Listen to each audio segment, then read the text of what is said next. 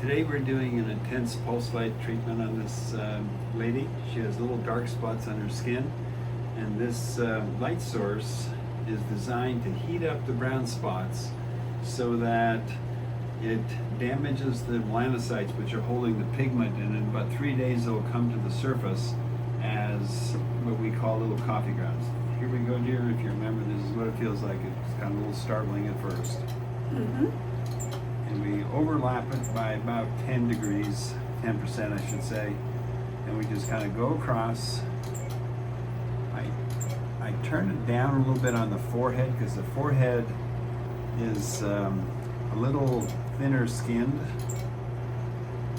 and it hurts more up there. But as you can see, the part that's done is very, very pink compared to the rest of the skin. And in a couple of days, you'll see the little brown spots come to the surface. We call them coffee grounds.